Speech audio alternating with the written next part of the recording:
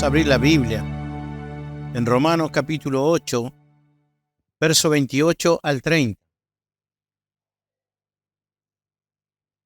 El lunes en la madrugada, el Señor me entregó esta palabra y luché mucho porque tuve que investigar mucho referente a esto. El Señor me enseñó algo y yo quiero compartirlo con ustedes porque Dios me mostró predicando en este lugar esta palabra y yo sé que a alguien le va a hacer bien. Todo aquel que quiera oír al Señor tiene que abrir el corazón, tratar de poner su entendimiento, prender todas las luces, como decíamos el domingo pasado, que la buena tierra es aquel que entiende, aunque sea un poquito, un 30, un 60, o aquel que es bien inteligente y que entiende el 100, pero por lo menos llevémonos el 30 para nuestra casa. Romanos capítulo 8, verso 28, dice así, en el nombre de Jesús. Y sabemos que Dios hace que todas las cosas cooperen para el bien de los que aman, de los que lo aman y son llamados según el propósito que Él tiene para ellos. ¿Cuántas cosas cooperan? ¿Escuchó lo que se decía? Todas las cosas. Todo. Dios hace que todo lo que nos rodea coopere para bien de los que son llamados según el propósito que Él tiene para ellos. Pues Dios conoció a los suyos de antemano y los eligió para que llegaran a ser como ¿quién? Como su hijo. Estoy solito. Dice, a fin de que su hijo fuera el hijo mayor de muchos hermanos. Nosotros somos hermanos ¿de quién? De Cristo. O sea, de que el Señor, el título más cercano que le dio a sus discípulos fue amigos, pero a nosotros nos hizo sus hermanos, hijos de un mismo Padre. Y después de haberlos elegido, Dios los llamó para que se acercaran a Él, y una vez que los llamó, los puso en la relación correcta con Él. Y luego de ponerlos en la relación correcta con Él, les dio su gloria. Fíjese todo lo que hizo Cristo para que nosotros lleguemos a ser hijos de Dios. Muchas veces se dice, todos somos hijos de Dios. No. Solamente somos hijos de Dios cuando creemos en su Hijo y aceptamos a Cristo como nuestro Señor y Salvador.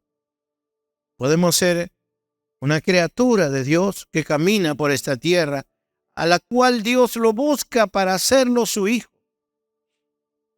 Pero vamos a centrarnos en el primer punto donde decía que todo lo que hace el Señor, todo lo hizo para que nos ayude a llegar a Él. Dice,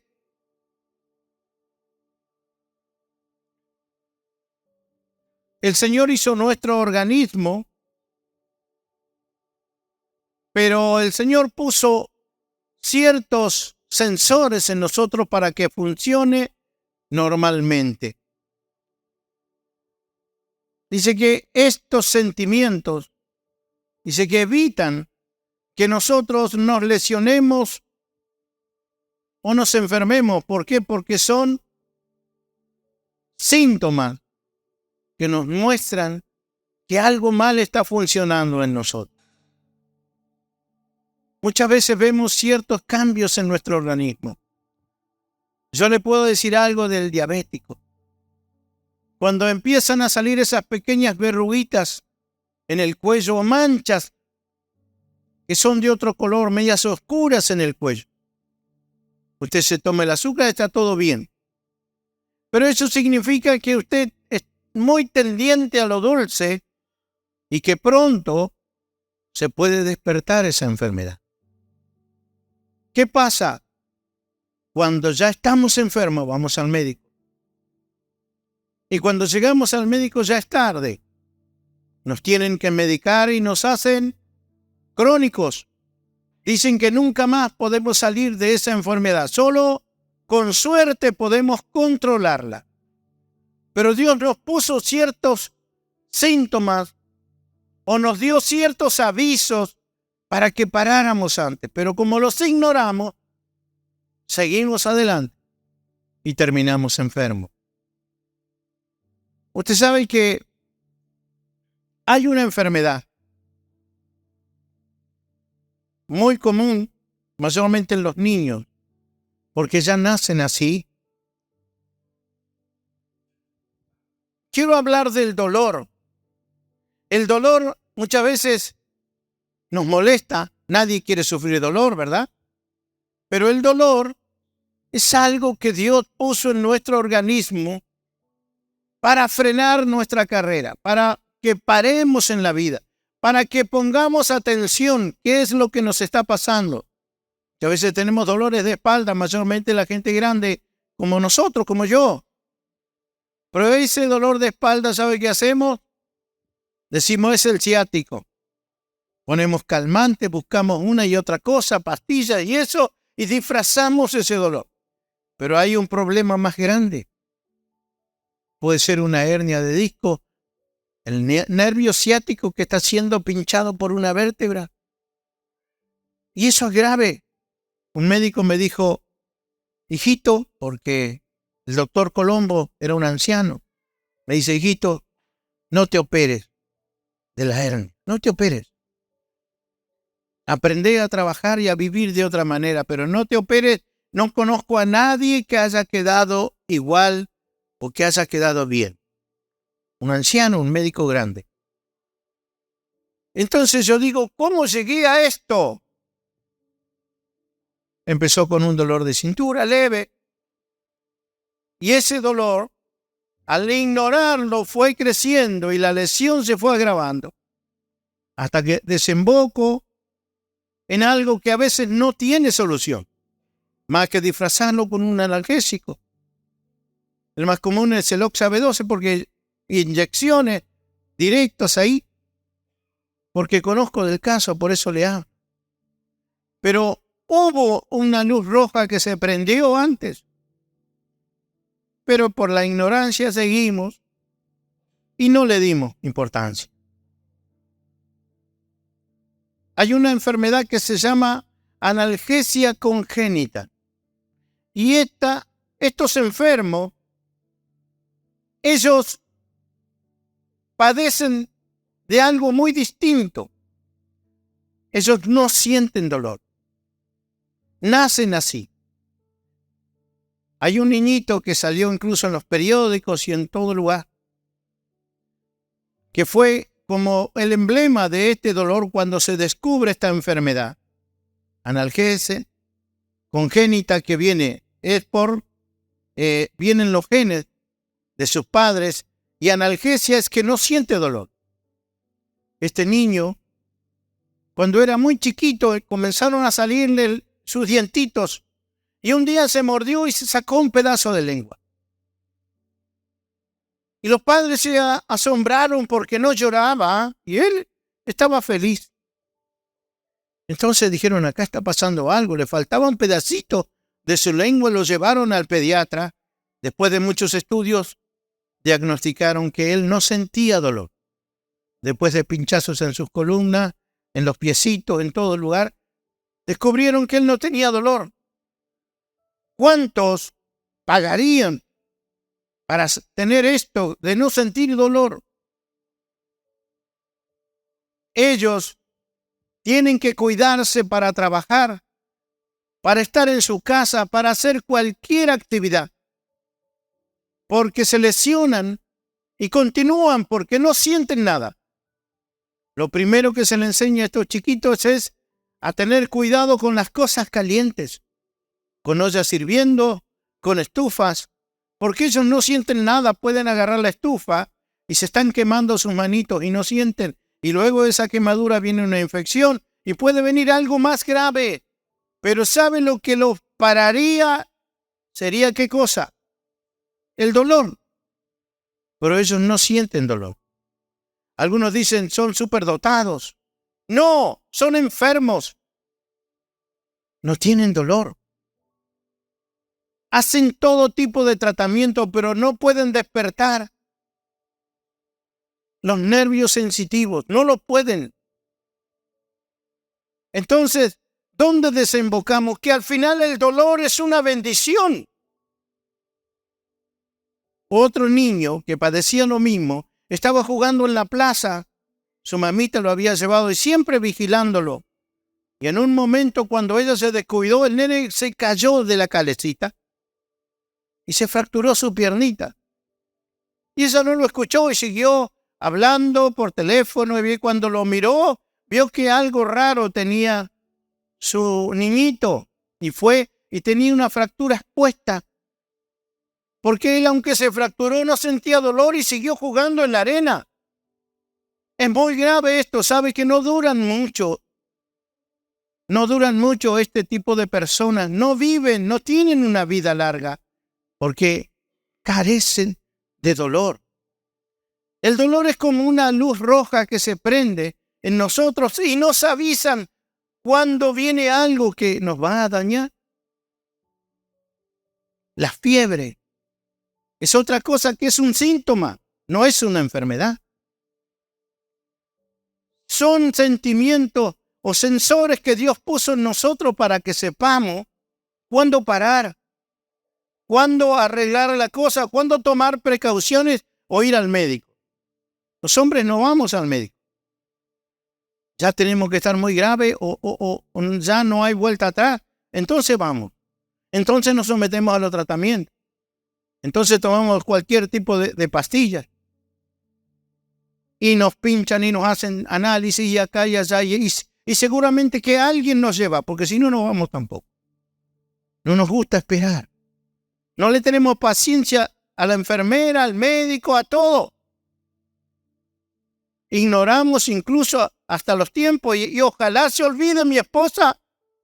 Así, y bueno, vos te olvidaste. Yo no me acuerdo. Pero necesitamos, cuando comienzan a aparecer estos síntomas, ir al que sabe. Y sabe que Dios no solamente nos llenó de sensores porque tenemos nervios sensitivos en toda nuestra piel.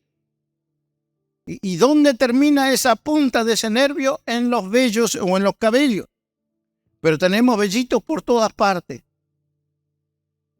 Usted tóquese el pelo así por arriba, sin tocarse el cuero cabelludo, y usted va a siente que algo le está rozando el pelo, porque ese cabello termina en una terminal nerviosa, en un nervio que va a su cerebro. Dice que primero va a la espina dorsal y de ahí va a su cerebro. Dios nos diseñó tremendo. Lo que Él hizo es, pero formidable, porque nos defiende. Pero ¿sabe qué hizo también? En el alma puso sensores. Que a veces le decimos a Dios, no quiero esto.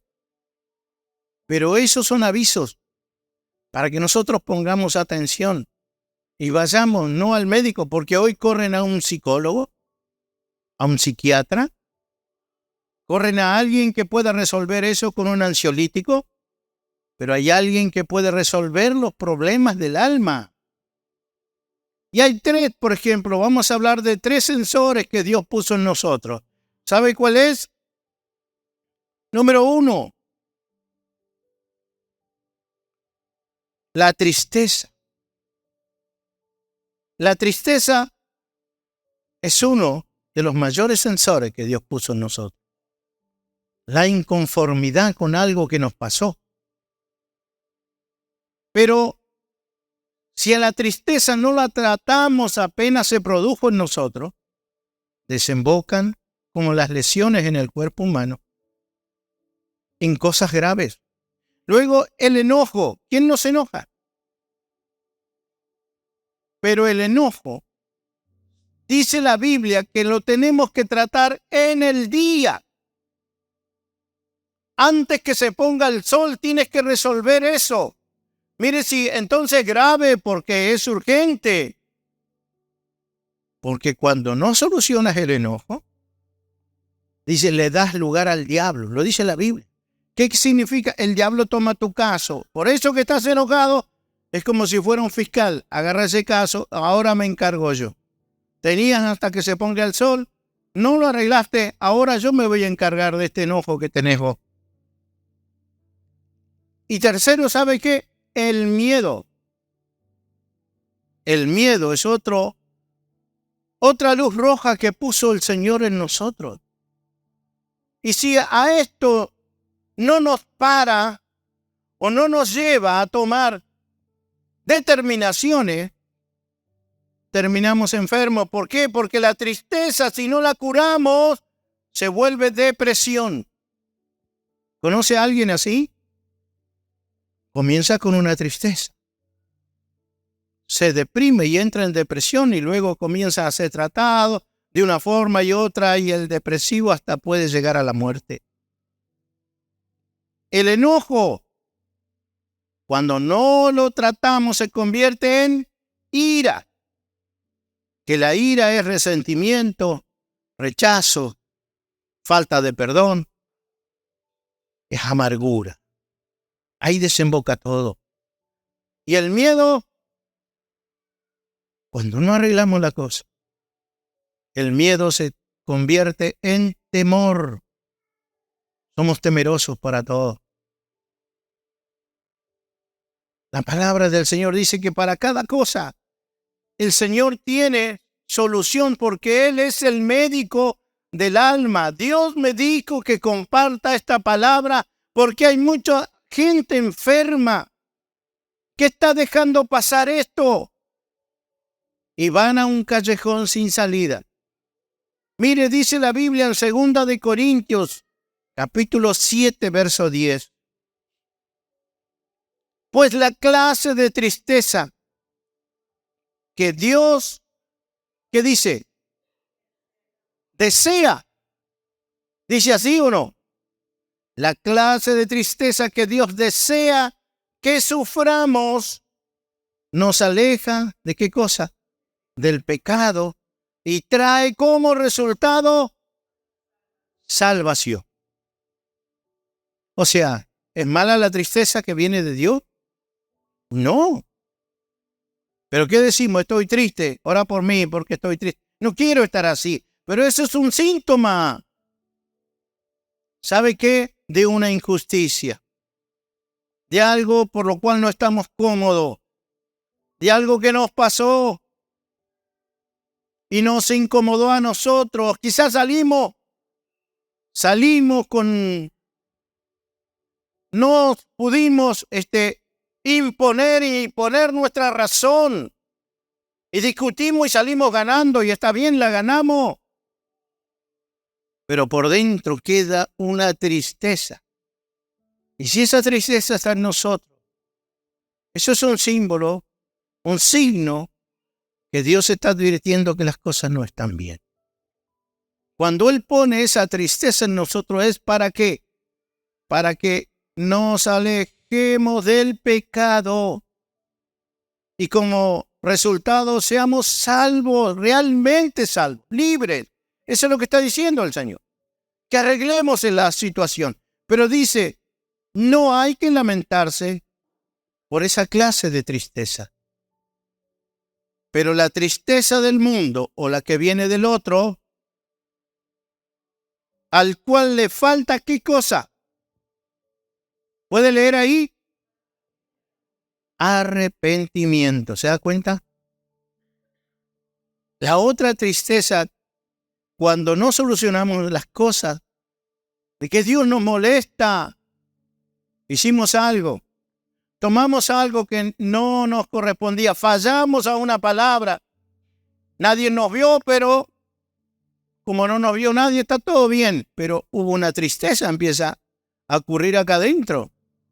Dice que esa tristeza nos lleva al arrepentimiento, a pedirle perdón al Señor y arreglar lo que hicimos. Pero cuando la tristeza viene del otro, dice que ¿qué es lo que falta?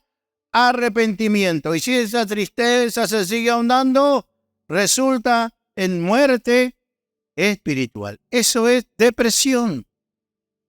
Gente que pierde las ganas de vivir. Se convierten en cínicos. Porque comienzan a mostrar una imagen que no son. ¿Cuántos mostramos una imagen que si realmente se enteraran realmente cómo son o cómo somos? ¿Cuánta gente, y mayormente los nuestros, los que amamos, se defraudarían? Por eso Dios quiere hacernos libres. Por eso Él pone tristeza cuando yo me mando una macana. El Señor no se pone contento, Él me conoce bien. Y Él pone esa tristeza, ¿para qué? Para que yo me arrepienta. Porque si no me pasa nada, entonces todo me da lo mismo. ¿Se da cuenta? A veces decimos, estoy triste. ¿Qué te pasa? Algo te está pasando. ¿Tenés que ir a dónde? ¿Quién es el médico del alma? Cristo. Tenemos que ir a la cruz, renovar nuestros pensamientos y agarrarnos del Señor, entregarle todas nuestras cargas. ¿Sabe que eso es lo primero que aparece cuando fallamos? Ya sea a nuestra esposa, a nuestro esposo, a nuestros hijos, a los seres que amamos. Es lo primero que aparece. Y no lo podemos disimular. Esa tristeza no se puede disimular. Quizás nos sonreímos, pero si nos comienzan a observar en algún momento se nos cae el rostro. Porque es Dios obrando mayormente en sus hijos, los que han nacido de nuevo. Es la disconformidad, no con los demás, con nosotros mismos. Por eso que si usted pensaba que la tristeza era mala y siempre teníamos que estar pum para arriba, como dicen algunos, Dios pone eso en nosotros para que recapacitemos, para que seamos sanos, para que seamos libres. Este sentimiento de dolor en el alma lo produce el Espíritu Santo. Y esto es lo que nos hace volver al amado. Nos va a pasar, hemos sido perdonados, limpiados, lavados, santificados, pero algo nos puede pasar y esto es lo que nos trae de vuelta al camino. Pero no tenemos que ignorarlo. De no hacer caso nos lleva, que dice la Biblia, a la muerte. Nos morimos. Dice que primero nuestra relación con nuestro Padre Celestial. Porque Él dice, ¿qué cosa? Que nos puso en la relación correcta con Cristo. Él nos puso en la relación correcta con nuestro Padre Celestial. Y cuando nosotros no hacemos caso a estos avisos, desembocamos cada vez en algo peor. Luego podemos hablar de mucha gente que no hizo caso y sabe que hay una línea de no retorno. Podemos hacerlo una vez, no fue bien, no pasó nada. Podemos hacerlo 2 veces, 3 veces y no pasa nada. Entonces ese dolor va desapareciendo y se va haciendo un callo. Pero hay una línea de no retorno. Cuando pasamos esa línea, lo perdemos todo. Porque el diablo no te quiere robar algo. Quiere que lo pierdas todo. Tu familia, todo lo que tienes, lo que amas, lo que tanto te ha costado conseguir. El diablo cuando quiere quitarte, te quita todo. Porque seguramente que empezó con una tristeza, pero no hiciste caso. Y seguiste, y cruzaste la línea de no retorno. Muchos vinieron así al encuentro del Hijo de Dios. y tuvieron que nacer de nuevo, que eso es la propuesta del Señor, que nazcas de nuevo y comiences de cero. ¿Sabe que en esto el peor consejero es el orgullo? Cuando algo nos está pasando y hay una inquietud por dentro, el peor consejero al que le podemos prestar oído es el orgullo. Porque ese no nos deja ver lo importante que estamos poniendo en juego. Hasta que lo perdemos y después lloramos. Después le hacemos promesas a Dios. Queremos revertir el tiempo. Pero el orgullo es lo peor que nos puede pasar.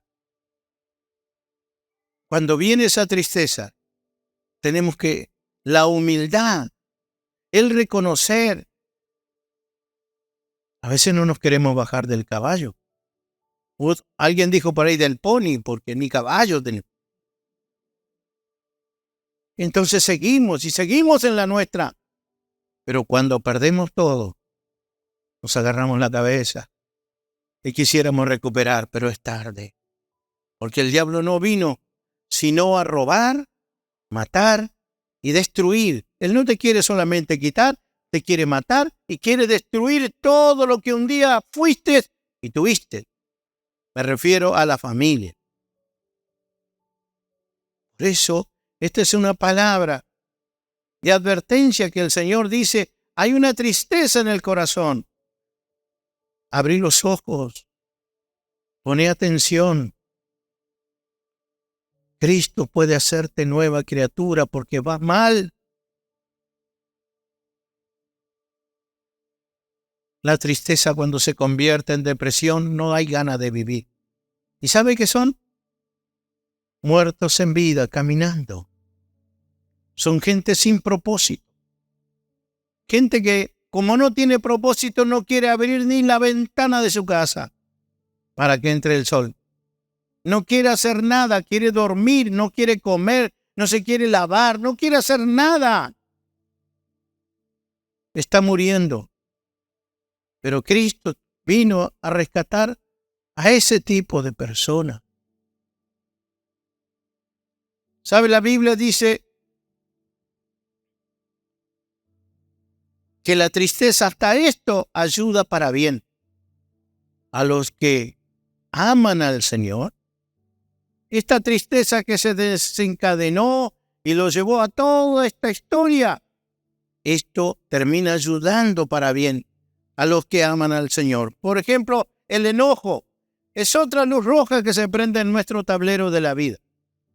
Pero el enojo es noble. ¿En serio? ¿Me puedo enojar? Sí, te puede enojar. La Biblia dice, si se enojan, no hagan nada malo. Yo cuando dicen que tenemos que contar hasta 30, no hagan nada malo. Pero se puede enojar y naturalmente. Dios nos puso eso dentro de nosotros. Nos enojamos cuando no estamos de acuerdo con una injusticia, ¿verdad? Cuando se hace a nuestra familia o cuando nos hacen a nosotros. Pero a veces tenemos el dicho, que se metan conmigo no importa, pero que no se metan con mi familia. No, nos enojamos por todo. Esos son dichos que tiene la gente. Pero el enojarnos, Dios lo puso en nosotros para que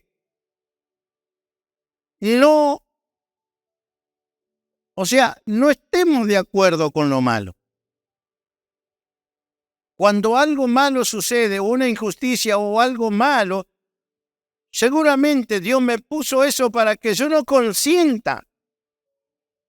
Dice la Biblia en Job, no consientas que more la injusticia en tu casa. Y a veces hay bullying entre los mismos hermanos, los hijos. Y sabe, a veces ese que aguanta todas las cargadas, ese del cual es el punto y el blanco de las bromas en la casa, porque es el más gracioso, pero a veces no le gusta que estén todo el día riéndose de él. Lo usamos tal vez como descarga a tierra, porque sabemos que no se enoja. Le ponemos sobrenombre. Digo en casa, digo en la escuela, digo en el trabajo. Entonces no se enoja y siempre cargamos con él. Pero esa gente es especial. La puso Dios y por lo general parece ironía que lo puso en familias desenfocadas. Familias que necesitan ensamblarse y tener un punto de encuentro, y es Él. Cuando Él falta, andan todos mirando la pared o el techo. Pero Él une a todos. Pero nosotros no tenemos que consentir eso en nuestra casa. Tenemos que lograr que todos sean respetados unos a otros. No consientas que more la injusticia en tu casa. Eso me tiene que producir enojo. Las cosas que no están bien me deben producir enojo. Pero el Señor dice en Efesios capítulo 4, versos 26 y 27, además, no pequen al dejar que el enojo los controle. Porque un padre que castiga a sus hijos enojado es un homicida, dice la palabra. Se vuelve un homicida, aunque no los mate, pero está matando realmente esa relación que tiene con su hijito. Cuando se mandaron una travesura, una macana a los chicos, mejor despéjese, baje un poquito. Y después traiga disciplina a la casa, está bien, pero no lo haga enojado. Alguien dijo, no hagas cosas muy enojado ni muy enamorado, porque no estás en tus cabales. Pero dice la Biblia que si me enojo, ese enojo, dice, no deje que el enojo los controle y no permitan que el sol se ponga mientras siguen enojados. ¿Dónde pasa esto? Mayormente en el matrimonio. Algunos se jactan de decir, no, cuando nos enojamos estamos como una semana sin hablarnos. ¿Sabes el diablo en la fiesta que se hace ahí? Es un festín, es tierra productiva para el mismo Satanás. El Señor dice y te permite estar enojado hasta que se esconde el sol. Tenemos que tener ese reloj de arena que el sol cuando se va bajando ya no me queda mucho tiempo para arreglar por lo que discutimos, porque si no, viene el fiscal y toma tu caso. Y cuando agarra a él, lo único que hace es lío. Es lío. ¿Sabe que en la versión Reina Valera del 1960 dice, airaos, pero no pequéis? Este mismo verso. Pero la ira es otra cosa. No está correcta esa traducción. La Biblia nos dice, aírense. Dicen, enójense. Y si se enojan, que no les dure todo el día el enojo. Pero llegar a estar airado ya es cuando el enojo pasó a otro plano, cuando ya se corrompió, cuando se echó a perder la cosa. Eso es ira. La ira trae resentimiento, trae fastidio, trae reproche, y la cosa no se arregla así nomás. Y deja muchas huellas la ira.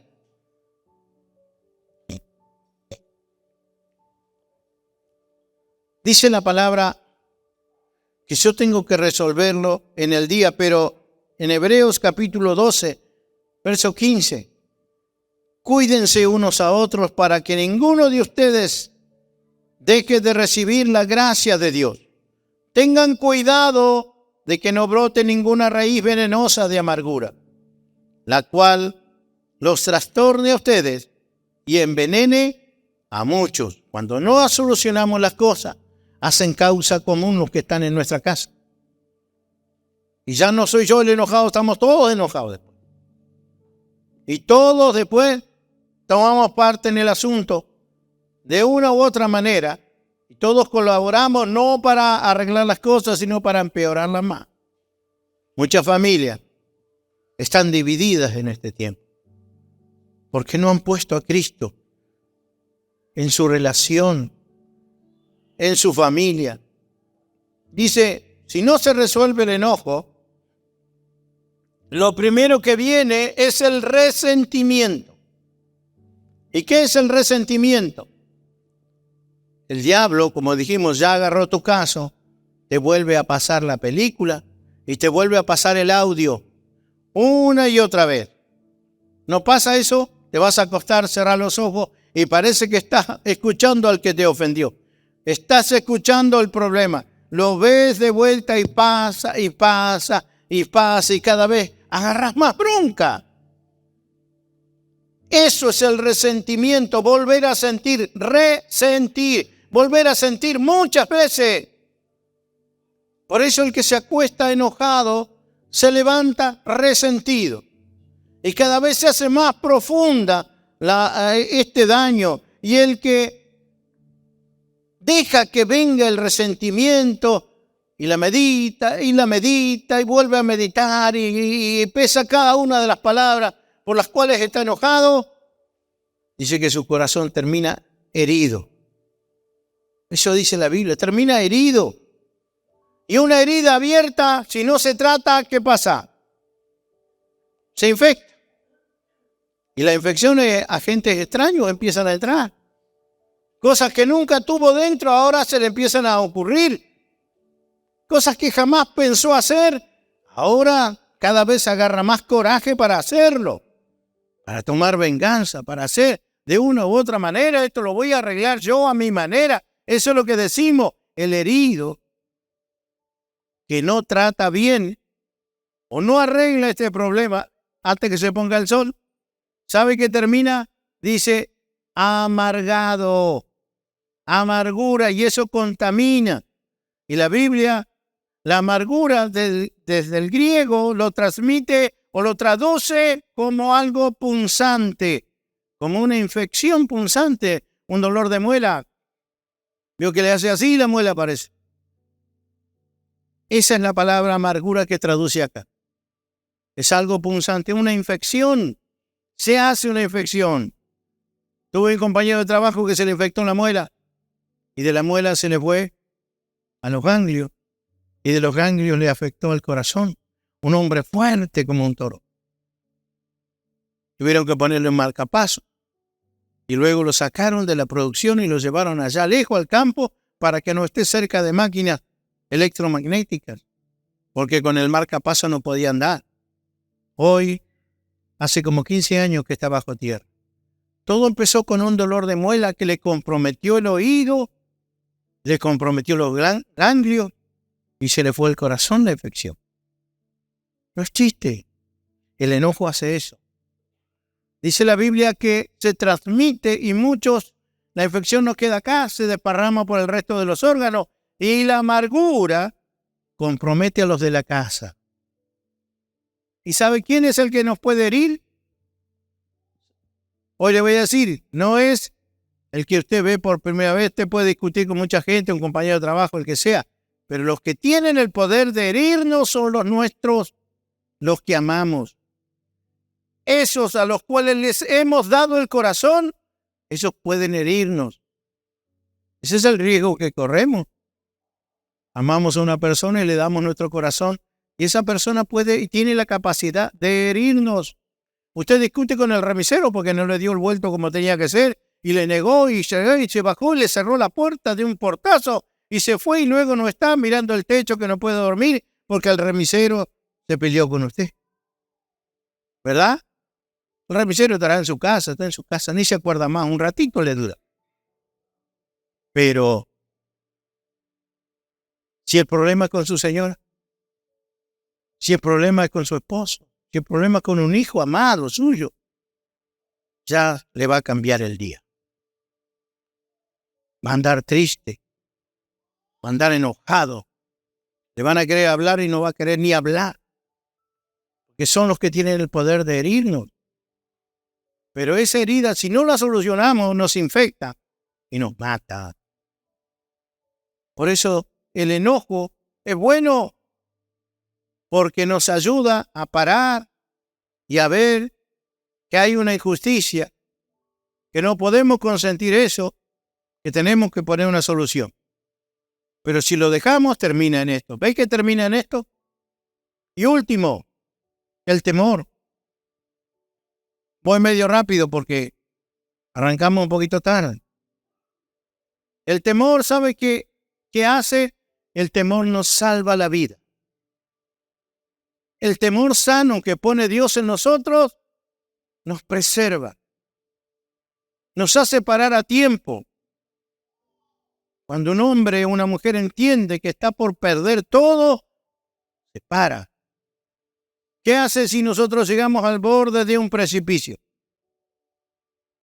Una vez llegué al borde de los acantilados buscando, y cuando de repente había pasto, y cuando voy a dar el paso, está la barranca, y habían como 30 metros para abajo. Casi se me paró el corazón, porque faltó así que no dé el paso y caiga al precipicio. Es 30 metros. Acá en los acantilados. Muchos conocen.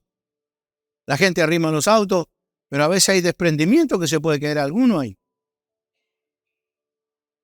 Cuando yo vi eso, me alejé y saqué a mi familia de ahí. Tuve miedo. Si no tengo miedo, todo me da lo mismo. Alguno de los míos podía haber caído y yo también. Y hasta ahí llegábamos y contábamos el cuento. Por eso el miedo sano que Dios puso en nosotros nos preserva de momentos donde corremos riesgos. No es malo el miedo.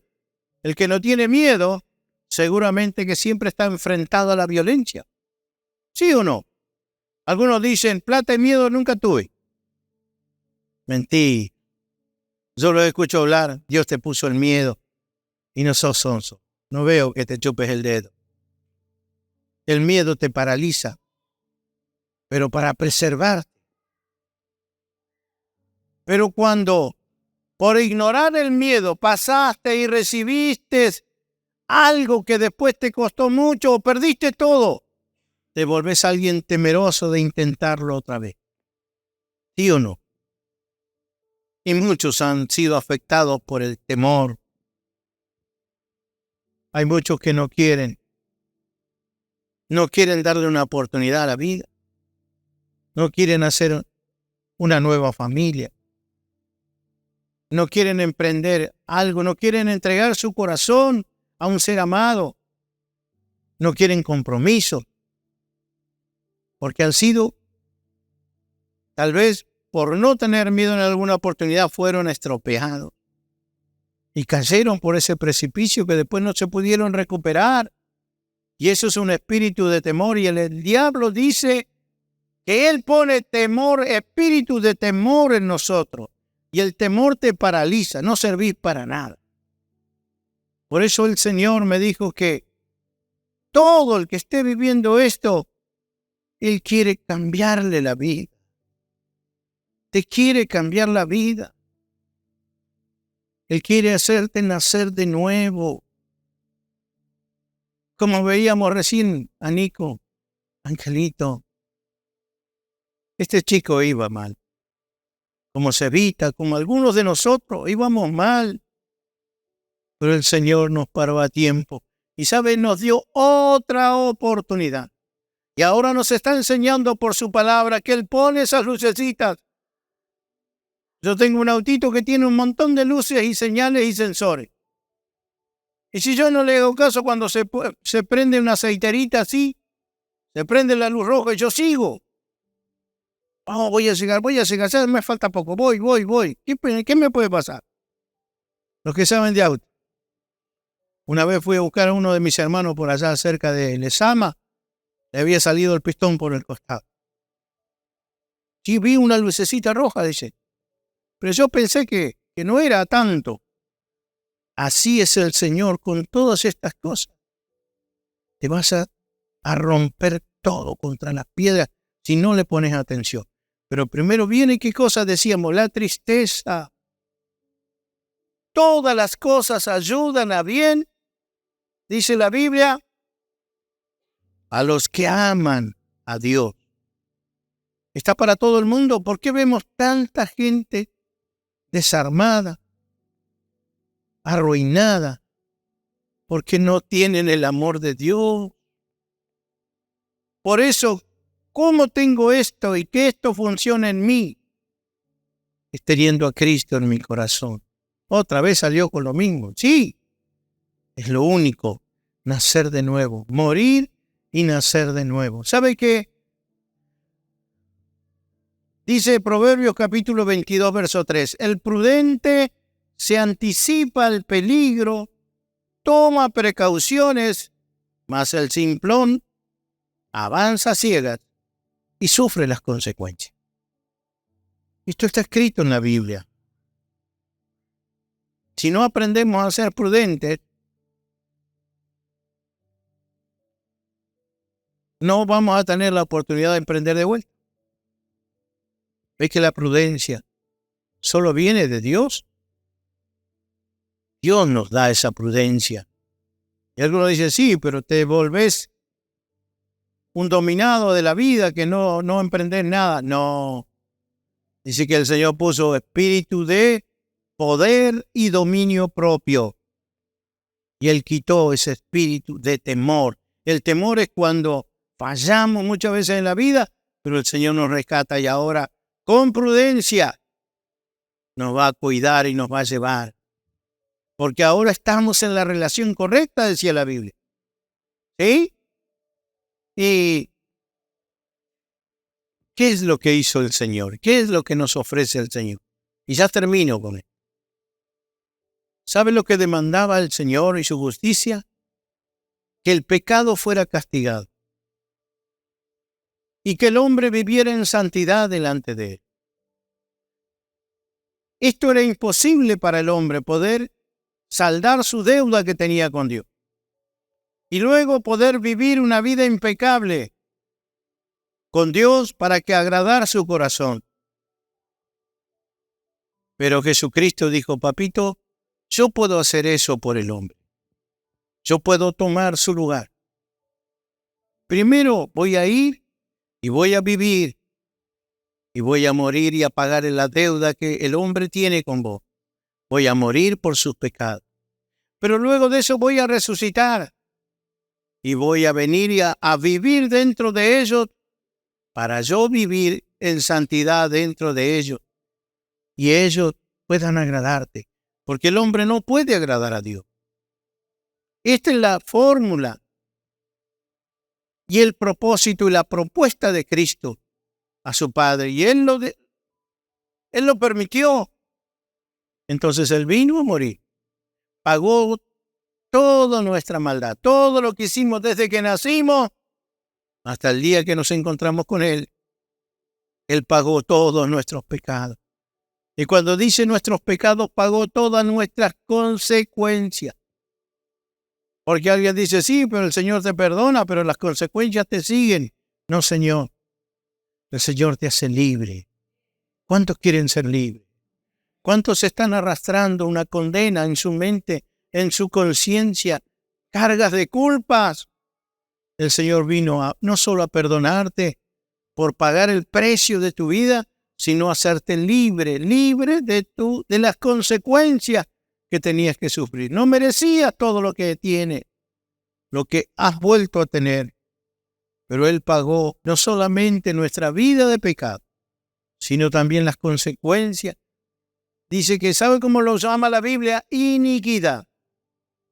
Lo que se torció, el camino torcido por el cual agarramos y anduvimos, dice que el Señor las cargó sobre Él, todas esas cosas. Y dice la Biblia, no solamente nos perdonó, sino que se llevó nuestras iniquidades. El rey David decía, benditos aquellos a los cuales no se les tiene en cuenta su pecado, a los cuales sus pecados han sido cubiertos sin que ellos hagan nada. Pablo dice y hace referencia a las palabras de David. David se equivocó. David cayó en pecado delante de Dios y Dios le dijo, no quitaré mi espíritu, pero nunca se apartará la espada y el problema de tu casa hasta el día que mueras. Su familia era una batalla viva, descarnada por el trono de Israel, y se sacaban los ojos entre hermanos, y entre hermanos se asesinaron. Y esto lo tuvo que ver David. Pero David dijo, mirando porque era profeta, mirando al futuro, dijo, benditos aquellos que no tienen que hacer nada, que sus pecados han sido borrados y sus vidas han sido cubiertas con amor y han sido transformados. Benditos, qué felices que son esos que no les ha costado nada, no han tenido que pagar un precio como yo. ¿Y sabe quiénes somos esos? Nosotros. Y todo aquel que quiera venir a Cristo en este tiempo, el Señor cubre sus pecados con la sangre y la muerte de Cristo. Y como Él resucitó, viene a través de su Espíritu a vivir en nosotros, porque Él nos da el querer y el hacer. Ni siquiera nosotros tenemos que esforzarnos. Él vive en nosotros. Y Él vive la vida de Cristo por nosotros. Algunos han dicho, pero esto es muy light, este evangelio que predican. Señor, eso está escrito en la palabra. Eso está escrito en la Biblia. Por eso es una buena noticia. Por eso es una buena noticia. Por eso se llama evangelio, que viene de la palabra evangelión, buena noticia. La NTV, la versión NTV de la Biblia lo traduce buena noticia. Y una buena noticia es que Él solucionó nuestro problema. ¿Y qué decía? Y nos puso en la relación correcta con el Padre. Ya no tenemos que hacer nada más que creer en Él, nacer de nuevo y pedirle que venga a vivir en nuestro corazón. ¿Cómo sucede eso? Por medio del bautismo. Pero yo me bauticé. ¿Sabe que? Sí, muchos pasaron por un bautismo. Pero déjeme decirle que hubo en Samaria un mago hechicero que fue bautizado por Felipe. Hechos capítulo 8, ahí está. Y este hombre fue bautizado por uno de los primitivos cristianos.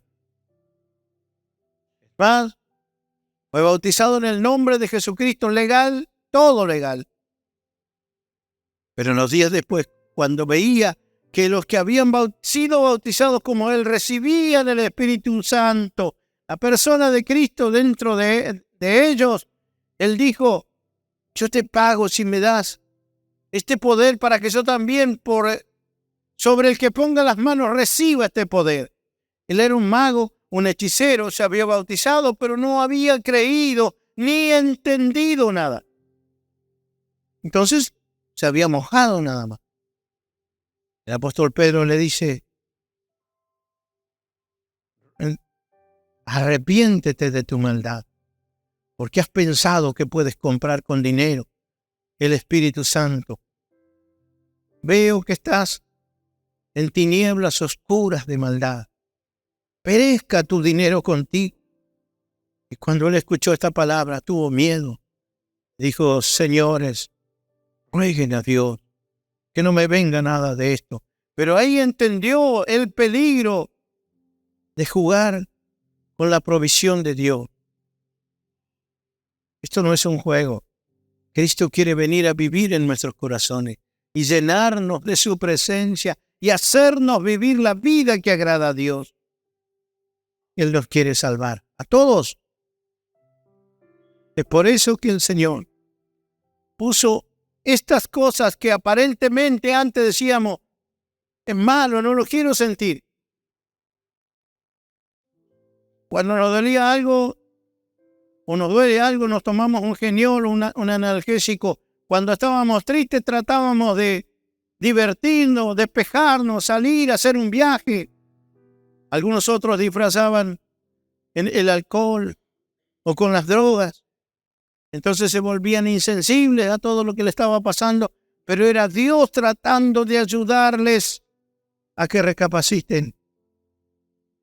Por eso, todas estas cosas, dice la Biblia, termino con eso, dice la Biblia en Romanos 8:28, como leíamos, y sabemos que Dios hace que todas las cosas cooperen para el bien de los que lo aman y son llamados según el propósito que Él tiene para ellos. Los que amamos a Dios, el Señor siempre nos está buscando. Él vive por nosotros la vida en Cristo. Y Él es el que hace todas las cosas. No te vas a volver un religioso. Eso es otro, si hubiera, dijo Pablo, es otra prédica que no sirve lo que nos predicaron toda la vida en algunas instituciones, los que son cristianos que vienen de otro lugar. Que yo tengo que ponerle pila, que yo tengo que hacer, yo tengo que buscar. Y hasta nos dijeron, hay que pagar el precio. ¿Qué precio? El precio hubo uno que lo pagó. Por eso no me voy a cansar de hablar de esto y predicar las veces que sea que fue Cristo el que pagó el precio total y absoluto. Porque Él me dijo, yo estoy buscando a alguien que se pare y predique este evangelio. El evangelio de Cristo no está centrado en lo que hago yo. El evangelio de Cristo se centra en lo que hizo Él. Cuando yo participo de la cena con el Señor mismo dijo a través de Pablo, hagan esto en memoria de mí. No en memoria de ustedes, o no se miren ustedes lo que están haciendo. Dice, acuérdense de lo que hice yo. Y eso es comulgar a través de la Santa Cena. El pan y el vino es darle gracias al Señor por todo lo que hizo por mí. Porque sin Él no soy nada. Porque por Él pertenezco al cuerpo de Cristo.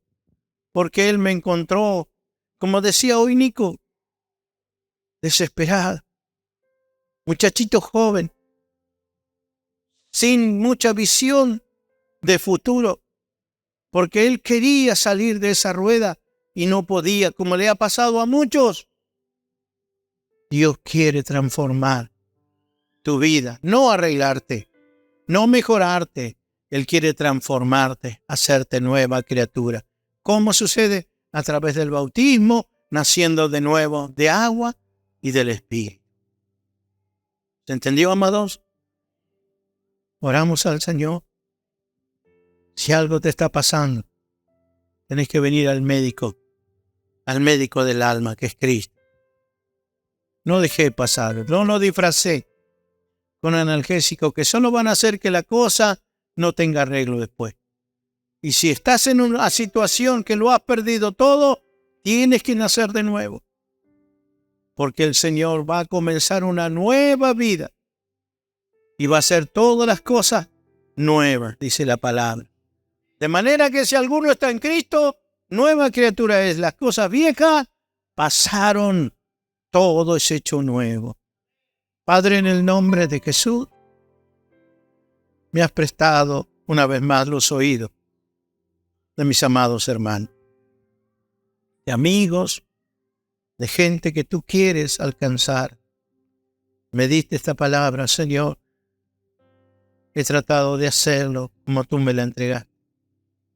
Pero, Señor, lo que yo no puedo hacer, hazlo tú, Espíritu Santo. Ministra en los corazones.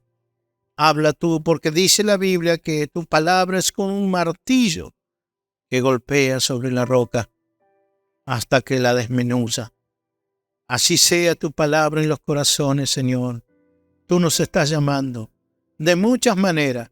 Y todo lo que nos pasa, dice, coopera para bien aquellos que aman a Dios. Pueden estar pasando muchas situaciones, mis hermanos, pero todo lo que está pasando los está llamando a una relación correcta con el Padre. Todo lo que está pasando los conduce a tomar una decisión de vida y no de muerte. Desoír y tal vez ignorar estas advertencias hace, Señor, que desperdiciemos la única oportunidad que nos da el cielo, que nos da Cristo, que nos da el Padre. Gracias, Señor, por este domingo y por mis hermanos. Yo te pido, Señor, que tú sigas hablando y que todos, Señor, todos los que hoy escucharon esta palabra, lleven fruto a su casa al entender lo que se dijo. En el nombre de Jesucristo, mi Señor y Salvador. Amén y amén. Que Dios les bendiga. Gracias. Muchas gracias.